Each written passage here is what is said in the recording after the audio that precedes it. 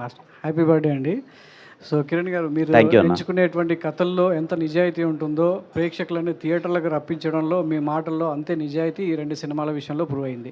So మరి ఈ cinema విషయంలో ఎంత నిజాయితీగా థియేటర్లకి ఆడియన్స్ని రప్పించబోతున్నారు, ఆ మాటలు ఎంతవరకు నిజం అవుతాయి? మీరు అన్నదన్న నేను ఎప్పుడూ నాకు నమ్మకం ఉన్నది చాలా కరెక్ట్గా నాకు అనిపించింది. ఎందుకంటే ఎప్పుడు నమ్మేది అంతే, మనం థియేటర్కి జనాలను పిలిచేటప్పుడు హానెస్ట్గా దాంట్లో ఏముందైతే కరెక్ట్గా చెప్పాలి అని. చెన్నై లవ్ స్టోరీ అనే సినిమా మీరు చూసినంతసేపు చాలా వరకు రిలేటబుల్ అవుతారు క్యారెక్టర్కి. ఆ ఎమోషన్స్కి కనెక్ట్ అయ్యి వాట్ ఇఫ్ ఇది మనకు జరిగితే ఏంట్రా అని ఒక ట్రాన్స్లోకి వెళ్తారు. థియేటర్ నుంచి బయటికి వెళ్ళేటప్పుడు మోర్ దెన్ ఒక 5 to 6 సీన్స్ క్యారీ చేసుకొని బయటికి వెళ్ళి మళ్ళీ దాని గురించి డిస్కస్ చేసుకొని ఈ సినిమా గురించి డిస్కస్ చేసే పాయింట్లో మళ్ళీ థియేటర్కి వెళ్ళి మళ్ళీ ఇంకోసారి చూద్దాం రా సినిమా అనేంత వైబ్ కలుగుతుందని నమ్ముతున్నాను sir. It is going to be a proper classic film sir Chennai love story. Kiran గారు, టైటిల్ విషయంలో ఆడియన్స్ ఒక భావనకు వస్తే ఇది చెన్నై లవ్ స్టోరీ కదా, మనకెందుకు తెలుగు లవ్ స్టోరీ చూస్తే మనం చూస్తాం కదా, చెన్నై అనే పదం విషయంలో ఏమన్నా అభ్యంతరం వ్యక్తం చేస్తే మీ సమాధానం ఏంటి? మన తెలుగు ఆడియన్స్ విషయంలో ఇప్పుడు కాదు కదా, గత చరిత్ర చూసుకుంటే ఎప్పుడన్నా మన అలాంటి భేదభావాలు ఉన్నాయా? అసలు చెన్నై కాదు, కాదు, ఏ లాంగ్వేజ్ అయినా, అది కొరియా ఎక్కడి నుంచి వచ్చినా సరే, ఏ కంట్రీ నుంచి వచ్చినా సరే, ఫస్ట్ ఇండియాలో ఆదరించే ఆడియన్స్ ఎవరున్నారంటే మన గ్రేట్ తెలుగు ఆడియన్స్. సో అలాంటి ఏం ఉండవనే కిరణ్ ఏదండి, మీలాంటి మంచి హృదయాలు అక్కడ లేవు కాబట్టి. కిరణ్ ఇక్కడ sir. Hi sir, happy birthday Kiran. Thank you sir. ఇప్పుడు మీ ఊరు తర్వాత కలుసుకుంటున్నాం sir. Thank you, all the best. Thank you sir. మీ ఊరి నుంచి బస్ ఎక్కి హైదరాబాద్కి వచ్చిన రోజు నుంచి ఇవాళ ఇక్కడ కూర్చున్న రోజు వరకు ఒక్కసారి నీ లైఫ్ని నువ్వు రీకలెక్ట్ చేసుకుంటే నీకేమనిపిస్తుంది? చాలా బాగుంది sir. Very emotional journey, but I'm so happy being here. ప్రతి ఒక్కరికి థ్యాంక్ యూ. పార్ట్ అయినందుకు, లవ్ చేసినందుకు, యాక్సెప్ట్ చేసినందుకు ప్రతి ఒక్కరికి thank you sir. Sai Rajesh అన్న, ఈ చెన్నై లవ్ స్టోరీ సినిమాకు సాయి కిరణ్ నువ్వు మాత్రమే ఎందుకు ఎంచుకున్నారు? ఒకటి సారీ కిరణ్ అబ్బవరం, కిరణ్ అబ్బవరం కాకుండా ఇంకొక హీరోని ఎవరైనా అనుకున్నారా? అనుకున్నామండి. ముందు అనుకున్నాము, అంతా రెడీ అవుతుండగా అంటే కొంత 2 వైపుల నుంచి డిలేలు ఉన్నాయి. సో నేనేంటంటే ఒకసారి నమ్మిన తర్వాత ప్రాజెక్టు నేను సాలిడ్గా నిలబడతా. అది 2 ఏళ్ళైనా 3 ఏళ్ళైనా 4 ఏళ్ళైనా అలా నిలబడి అది ఫినిష్ చేస్తా అనే ఒక మైండ్ సెట్ ఉంటుంది. కొంతమందికి ప్రాజెక్ట్స్ వెంటనే చేసుకోవాలన్న మైండ్ సెట్ ఉంటుంది. సో ముందు అలా అనుకున్నాం కానీ జరగలేదు. సో ఇమీడియట్లీ నాకు స్క్రిప్ట్ లెవెల్లో జరిగిన డిలే ప్రొడక్షన్ లెవెల్లో జరగకూడదు అనుకొని కిరణ్ అబ్బవరం గారిని అప్పుడు ఆయన తీసినారు.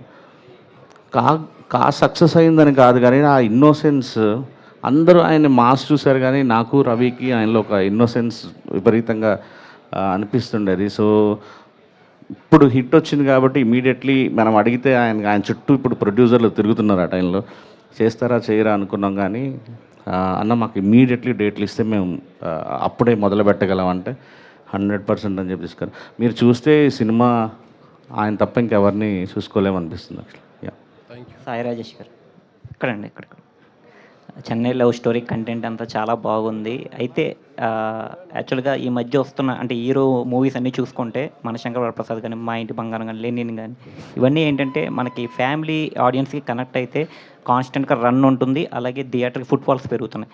అయితే చెన్నై లవ్ స్టోరీలో అంటే ఓన్లీ లవ్వే కాకుండా ఫ్యామిలీ ఎమోషన్స్కి ఏమన్నా పెద్దపీట వేసే అవకాశం ఏమైనా ఉందా? అంటే సార్ ఫ్యామిలీస్ లవ్ స్టోరీస్ బాగా చూస్తారు సార్, అందుకే బేబీ అంత పెద్ద హిట్ అయింది. కేవలం యూత్ టార్గెట్ చేస్తే సినిమాలు ఎప్పుడు అంత పెద్ద నెంబర్స్ చేయకపోవచ్చు, మేబీ ఓపెనింగ్స్ పడతాయేమో కానీ. సో చెన్నై లవ్ స్టోరీ ఒక క్లీన్ ఫిలిం. ఒక మాట ఇందాక కిరణ్ గారు చెప్పినట్టు ఒక మాట దొరలటం, పొరపాటున ఒక రాంగ్ డైలాగ్ రాయటం ఇలాంటివి ఏమీ జరగలేదు. అలా అని హైస్ విపరీతమైన హైస్ ఉంటాయి, ఇంటర్వెల్ కానీ క్లైమాక్స్ కానీ. సో మీరు చూస్తుండండి 3వ రోజు నుంచి ఫ్యామిలీస్ ఫ్యామిలీసే కనిపిస్తారు థియేటర్స్లో. రాజేష్ గారు, అది అంతకుముందు మీ బేబీలో ఆ హీరోయిన్కి 2 వెర్షన్స్ ఆఫ్ ఆడియన్స్ బాగా అప్రిషియేట్ చేశారు, బాగా ఇబ్బంది కూడా కొంచెం జరిగింది. అందుకనే ఇప్పుడు ఈ హీరోయిన్ ఈ పర్టికులర్ గౌరీ క్యారెక్టర్లో అండి అని అనిపించారా పర్టికులర్ హీరోతోని? నాకు బేబీకి ముందు కలర్ ఫోటో ఉందండి, అది మర్చిపోకూడదు యాక్చువల్లీ. సో నేను మర్చిపోలేదు ఈ పర్టికులర్ సినిమాకి. కలర్ ఫోటోలో కూడా అంటే స్ట్రాంగ్ ఉమెన్ రోల్స్ రాయటం అనేది ఒక ఒక అలవాటుగా ట్రై చేస్తున్నాను యాక్చువల్లీ, ఎస్పెషల్లీ లవ్ స్టోరీస్లో. అందుకనే కలర్ ఫోటోలో ఎటువంటి కాంట్రవర్సీ రాలేదు. బేబీ ఏంటంటే జెన్జీ వాళ్ళ మైండ్ సెట్స్ ఎలా ఉన్నాయని రాయటంలో ఫస్ట్ 2 రోజులు అలా డిస్టర్బెన్స్ ఉంది, కానీ తర్వాత అర్థం చేసుకున్నారు. నేషనల్ అవార్డు ఇచ్చినప్పుడు కూడా సార్ క్లియర్లీ నేషనల్ అవార్డు ఎందుకు ఇచ్చామని చెప్పేసి వాళ్ళు ఒక మెడల్తో పాటు ఒక పక్కన మనకి డిస్క్రిప్షన్ ఇస్తారు. అవును. సో ఒక కలర్ డిస్క్రిమినేషన్ మీద తీసినందుకు గాను కలర్ ఫోటోకి ఇచ్చినట్టుగా ఒక ఒక యంగ్ ఉమెన్ అగోనీ పెయిన్ రాసినందుకు స్క్రీన్ ప్లేలో చాలా బాగా చెప్పినందుకు బెస్ట్ స్క్రీన్ ప్లే ఇస్తున్నామని చెప్పి దానిలో నీట్గా రాశారు. అశుతోష్ గోవర్కర్ అప్పుడు చైర్మన్ ఉన్నారు, ఆయన కూడా ఇదే మాట నాకు చాలా బాగా రాశారు, ఎంత బాగా రాశారు అసలు, ఒక అమ్మాయికి కన్ఫ్యూజన్ టెన్షన్ అనేది. నేను బేబీ అలా అన్నారు కాబట్టి ఇంటెన్షనల్గా ఇది బాగా రాయాలని కాదు, బేబీ అప్పుడు అలానే రాయాలి, ఇది ఇలానే రాయాలండి. Yeah, all the very best అండి. ఎస్కేఎన్ గారు, యాక్చువల్గా లవ్ స్టోరీస్ ఏంటంటే క్లైమాక్స్ చాలా స్ట్రాంగ్గా ఉంటేనే దాన్ని ఇంటికి తీసుకెళ్తామే కాకుండా చాలా సంవత్సరాలు గుర్తుంచుకుంటారు మూవీని. ఆ రేంజ్ క్లైమాక్స్ మనం ఎక్స్పెక్ట్ చేయొచ్చా చిన్న లవ్ స్టోరీలో? హ్యాపీగా ఎక్స్పెక్ట్ చేయండి, డౌట్ లేకుండా ఎక్స్పెక్ట్ చేయండి. హీరో గారు, హ్యాపీ బర్త్డే అండి. థ్యాంక్ యూ అన్న, థ్యాంక్ యూ.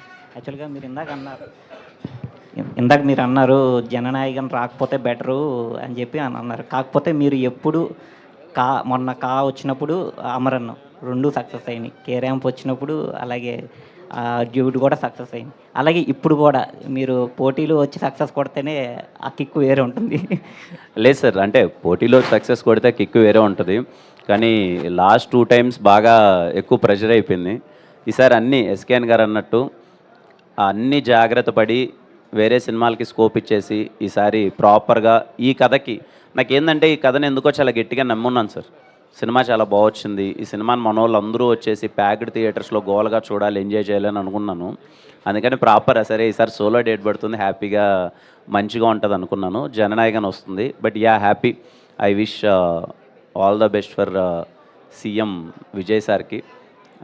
అంటే ఖచ్చితంగా ఆయనది అందరికీ ఉంటుంది, లాస్ట్ ఫిలిం కదా చూడాలి అది అని. బట్ నాకేంటంటే నా సినిమా ఉంది కదా, ఈ డేట్ రాక ఇంకో డేట్ వచ్చింటే బాగుండు కదా అనే థింగ్ ఉంటుంది. బట్ వచ్చినప్పుడు ఏం చేయలేం సార్, ఏ సినిమా ఆ సినిమానే. We are very confident about our film. కానీ నీకు చూద్దాం. కిరణ్ గారు, నాకు మొన్న అనుకోకుండా ఒక ఇన్సిడెంట్ అనిపించింది. కా సినిమాని మేము అందరం ఎంత రెస్పెక్ట్ చేసి ఎంత ప్రేమించి సూపర్ డూపర్ హిట్, పెద్ద డబ్బు వచ్చింది, కిరణ్ గారి కెరియర్కి ఒక్కొక్క స్టెప్ ముందుకెళ్తుంది అనిపించి అనుకున్న టైంలో టక్మని ఆ కా సినిమా ప్రొడ్యూసర్ గారు పబ్లిక్ స్టేజ్ మీదే Q&Aలోనే నాకు డబ్బులేం రాలేదు అనుకున్నట్టుగా, ఏంటి అంత ఏం లేదు అన్నట్టుగా చెప్పారు. దాని మీద అసలు అది ఎందుకు వచ్చింది సార్ అట్లాంటి ఒక టాపిక్? నాకు అర్థం కాలేదు సార్. మీ అందరికీ తెలిసిందే సార్, అంటే ఇప్పుడు 100 కోట్ల సినిమా పోస్టర్ వేసి 100 కోట్లు నిజంగా కలెక్ట్ చేసిన అన్నీ పోయి ప్రొడ్యూసర్ గారి చేతికి ఎంత వస్తాయి సార్ డబ్బులు? కోర్స్ దానికి సంబంధించి దాన్ని కూడా అప్పుడు మరి వీళ్ళందరూ కూడా బేబీకి కానీ దేనికి కానీ ఇప్పుడు కల్ట్ బ్లాక్ బస్టర్ అనే అనుకుంటున్నాం. కానీ కూడా కిరణ్ అబ్బవరం గారి కెరియర్లో కా కూడా అంత మంచి హిట్ అనేది అనుకుంటున్నాం, కానీ డబ్బు రాలేదని చెప్పడం అనేది నేను అదే అంటున్నాను సార్. అంటే ఎంత మోతారు అన్నది పాయింట్ కదా సార్ అంటున్నాను. అంటే మేబీ అంటే సినిమా పెద్ద హిట్ అయింది కలెక్షన్స్ అంటే ఆ సినిమాని అమ్మేసాం కదా సార్, మనం డిస్ట్రిబ్యూషన్కి ఇచ్చేసాం. డిస్ట్రిబ్యూషన్ ఉన్నాయి, ఎవరి పాయింట్ ఆఫ్లో వచ్చింది. కా అంటే నేను కానీ ప్రొడ్యూసర్ గారికి ఏమైనా చెప్పేదే ఉంటుంది. ఆన్ రికార్డ్స్ మీకు ఎంత కలెక్ట్ చేసింది, ఆ టైంలో ఎంత వచ్చి ఉంటుందని మీకు ఉంటుంది కదా సార్. యాజ్ ఎ ప్రొడ్యూసర్గా చెప్పాలంటే ఒక సినిమా హిట్ అయ్యి వచ్చే నెంబర్లన్నీ కూడా మళ్ళీ చివరికి ప్రొడ్యూసర్ రావడానికి చాలా ప్రాసెస్ ఉంటుందండి, చాలా టైం పట్టుద్ది. ఇప్పటికీ బేబీలో రాని బాకీలు చాలా కొన్ని ఏరియాలో ఉంటాయి. So exactly different, getting our money return back is different. నేను కూడా కరెక్టే సీన్. నాకు తెలుసు మీ అందరి కష్టాలు ఆనందాలు అన్నీ తెలుసు, సక్సెస్లు. కాకపోతే ఆ నెంబర్స్ చేసినవన్నీ కూడా ఫేక్ అన్నట్టుగా మన ప్రొడ్యూసర్లే వచ్చి స్టేజ్ల మీద మాట్లాడుతుంటే నిజంగా బాధగా ఉంది. అంటే నెంబర్స్ పక్కన పెడితే దాని వచ్చిన ఆదరాభిమానాలను ఎవరో ఇది చేయలేరుగా, అందుకే మనం ప్రేమను మెజర్ చేద్దాం. ఆ సినిమా చాలా ప్రేమని పొందింది, చెన్నై లవ్ స్టోరీ అంతకుమించి ప్రేమను పొందుద్ది అన్న నమ్మకం. All the very best. Chennai love స్టోరీతో ప్రేమ పంచుదాం అయితే. థ్యాంక్ యూ సో మచ్ అండి.